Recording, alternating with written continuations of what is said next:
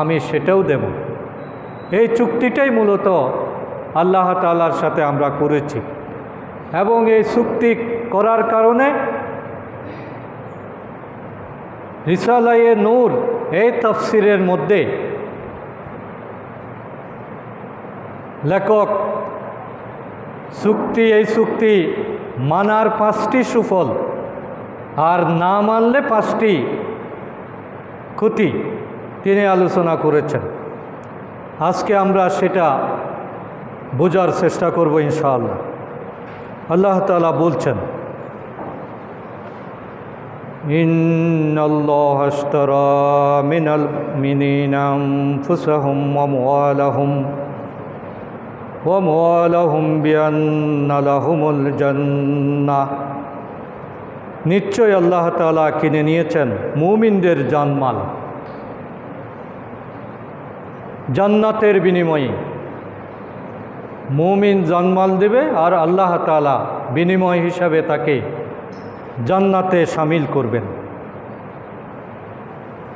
চুক্তির বিষয় হলো ইউকাতিলুনা ফি সাবিলিল্লাহ, তারা আল্লাহর পথেই নিজেদের জানমাল বাজি রাখবে। তাদের সমস্ত চেষ্টা প্রচেষ্টা সাধনা ত্যাগ পরিকল্পনা সব কিছু হবে আল্লাহর জন্য।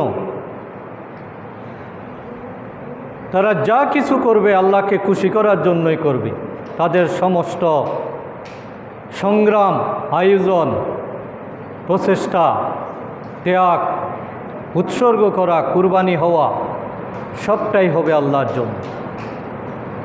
ইউকাতিলুনা ফি সাবিলিল্লাহ, তারা আল্লাহর পথে লড়াই করে সংগ্রাম করে আল্লাহর পথে জীবন বাজি রাখে। তারা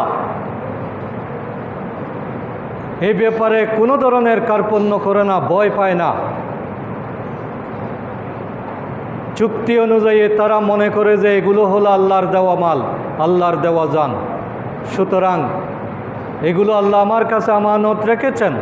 আমার দায়িত্ব হলো আল্লাহকে আল্লাহ যেভাবে বলেছেন সেভাবে খরচ করা। আমানতকারীর দায়িত্ব হলো যিনি আমানত রেখেছেন তার আমানত অনুযায়ী তার কথা অনুযায়ী সেটাকে ব্যয় করা। এই জন্য এই লোকদের বৈশিষ্ট্য হলো ইউকাতিলুনা ফি সাবিলিল্লাহি ফায়াকতুলুনা ওয়া ইউকতালুন, তারা আল্লাহর পথে সংগ্রাম করে আল্লাহর দ্বীন বাস্তবায়নের জন্য নিজেদের জান মাল